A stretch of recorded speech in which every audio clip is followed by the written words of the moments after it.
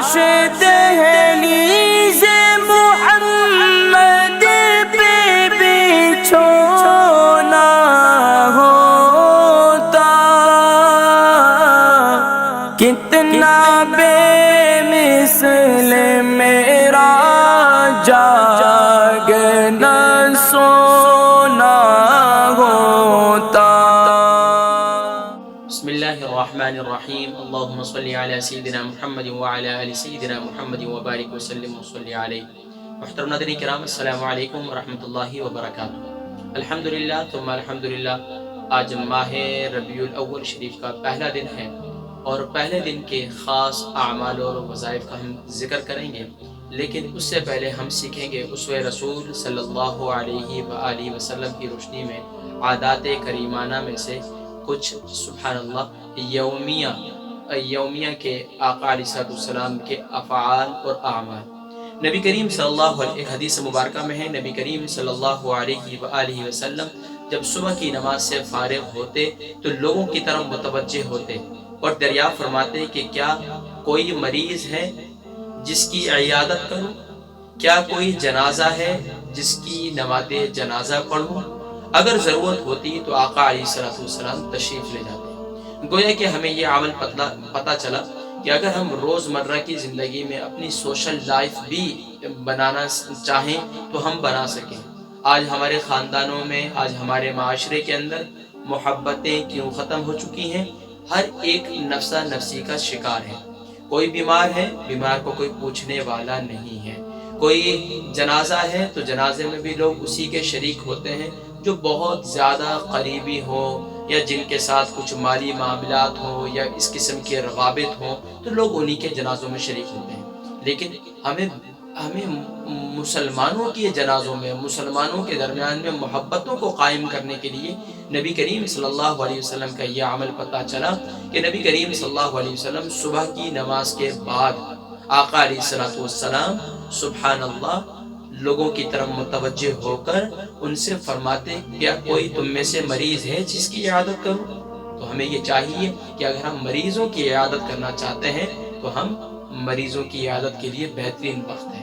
اسی طریقے سے یہ تو ڈیپینڈ کرتا ہے ہر ایک علاقے کے اندر، ہر ایک جگہ پر وہاں کے معمولات کے لحاظ سے، ہاسپٹل کی ٹائمنگ کے لحاظ سے، گھروں کی ترتیب کے لحاظ سے، لیکن یہ طریقہ نبی کریم صلی اللہ علیہ وسلم کی تعلیمات میں سے ہے۔ اگر ہم اس کو رائج کریں گے تو معاشرے کے اندر لوگوں کو پتہ چل جائے گا کہ یہ وقت جو ہے مریض کی عادت کا بہترین وقت ہے، اس کو دعائیں دینے کا، اس کی تیمارداری کا، اسے صبح کے دن میں، صبح کے وقت میں اچھی خوشخبری دینے کا، کیونکہ نبی کریم صلی اللہ علیہ وسلم جب مریض کی عیادت کرتے تو آقا علیہ السلام سر پر ہاتھ رکھ کر آقا علیہ السلام ارشاد فرماتے لا بأس طہور انشاءاللہ، کوئی بات نہیں انشاءاللہ، کوئی حرج نہیں انشاءاللہ، آپ شفا یاب ہو جائیں گے۔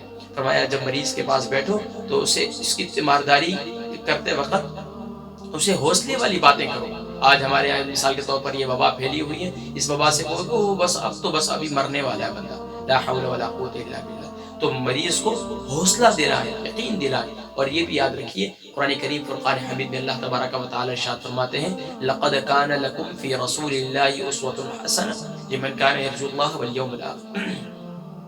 فرمایا کہ نبی کی ادائیں، اسوہ رسول، یہ تمہارے لیے بہترین نمونہ حیات ہے، تمہارے لیے بہترین زندگی کے لیے مشعل راہ ہے اگر تم اسے اپناؤ۔ لیکن اسے اپنائے گا کون؟ جو یوم آخرت پر یقین رکھتا ہے، جو اللہ سے ملاقات پر یقین رکھتا ہے۔ تو ہمیں یہ چاہیے کہ ہم نے مرنا ہے، مرنے کے بعد ہم نے اللہ کو جواب دینا ہے۔ تو دنیا کے اندر زندگی گزارنی ایسی ہے کہ نبی کی اداؤں والی اپنائیں۔ تو انشاءاللہ العزیز جب سبحان اللہ نبی کی اداؤں والی زندگی اپنائیں گے تو انشاءاللہ معاشرے کے اندر پیار و محبت بھی قائم ہوگا۔ پھر پیارے نبی کریم صلی اللہ علیہ وسلم کے بارے میں ہے کہ آپ صلی اللہ علیہ وسلم زمین پر بیٹھتے اور زمین ہی پر بیٹھ کر کھانا تناول فرماتے۔ اگر زمین ہی پر استراحت اور آقا علیہ السلام کبھی کبھار زمین ہی پر لیٹ جایا کرتے تھے، استراحت آرام فرمایا کرتے تھے۔ اور غریب اور بے سہارا لوگوں کی عیادت کے لیے آقا علیہ السلام تشریف لے جاتے صبح کی نماز کے بعد، اور خود ان کا کام کاج کرتے، کبھی کسی کو حقیر نہ سمجھتے، ہمیشہ غریبوں کے جنازے میں شریک ہوتے، کمزور، فاقہ فاقہ مست اور مفلس لوگوں کے پاس خود جاتے، ان کی مدد فرماتے، غریب سے غریب آدمی کی بھی دعوت قبول فرما لیتے، غریبوں اور تنگ دستوں کی مدد کرتے، ان کا بوجھ اٹھاتے، مہمانوں کی خدمت مدارت کرتے، بھلائی کے کاموں میں تعاون فرماتے۔ اور یہ تھے پیارے نبی صلی اللہ علیہ وسلم، جن کی وجہ سے یہ کائنات وجود میں آئی۔ اللہ تبارک و تعالیٰ کے وہ پیارے حبیب ہیں صلی اللہ علیہ وآلہ وسلم، لیکن ان کی ادائیں دیکھیں۔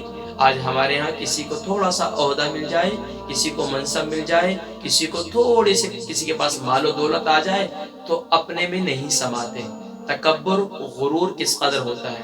یہ دو جہاں کے پیارے نبی ہیں صلی اللہ علیہ وآلہ وسلم اور رحمت للعالمین ہیں۔ ادائیں دیکھیں کتنی پیاری ہیں کہ سنیے دوبارہ اور اپنی زندگی کا میں بھی محاسبہ کروں، آپ بھی محاسبہ کریں۔ آپ صلی اللہ علیہ وسلم زمین پر بیٹھتے۔ آج ہمارے بچے زمین پر بیٹھنے کا بالکل رواج ختم ہو چکا ہے، ٹیبل پہ بیٹھ رہے ہیں، ٹھیک ہے بیٹھے، لیکن کبھی کبھار زمین پر بیٹھنے کا ایک اپنا مزہ ہے۔ زمین پر بیٹھنے کے عادی بنائیں بچوں کو، بس اوقات زمین پر بیٹھنے کے عادی، کیونکہ اتنا تنگ اور چست لباس پہناتے ہیں کہ بچے جو ہے زمین پر بیٹھ ہی نہیں سکتے۔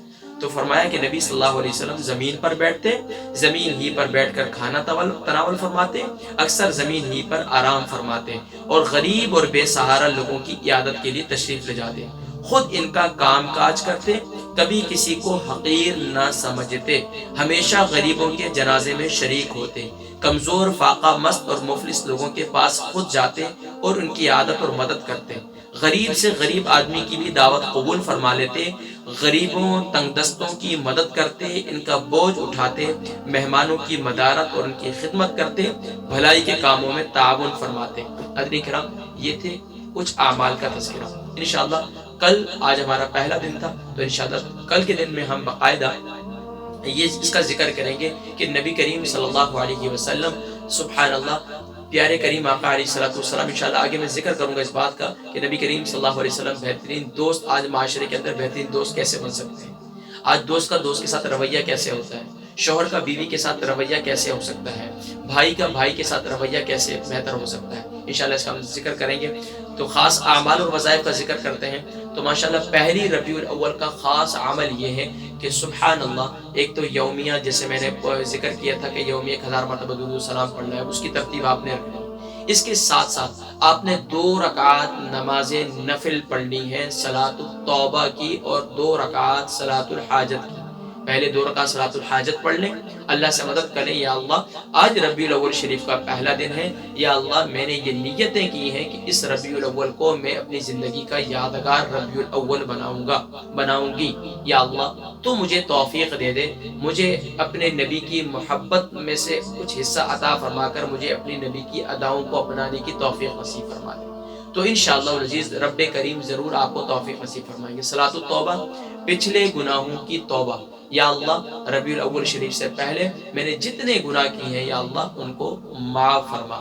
آپ نے صلاۃ الحاجت میں پہلی رکعت میں سورۃ الفاتحہ، سورۃ الفاتحہ کے بعد سورہ اخلاص، اور دوسری رکعت میں سورۃ الفاتحہ کے بعد سورہ کافرون بھی پڑھ سکتے ہیں، یا جو چاہیں آپ پڑھ سکتے ہیں سورت، لیکن یہ ایک عمل تھا۔ اس کے علاوہ آپ نے روزانہ رات کو اور دن میں باوضو رہنا ہے، باوضو رہنے کی کوشش کرنی ہے۔ جب بھی وضو ٹوٹ جائے تو دوبارہ وضو کرنا ہے اور وضو پر قائم رہنے کی کوشش کرنی ہے۔ بار بار شیطان آپ کو اکسائے گا، تنگ کرے گا، لیکن آپ نے اس پر قائم رہنا ہے، سب سے بہترین عمل۔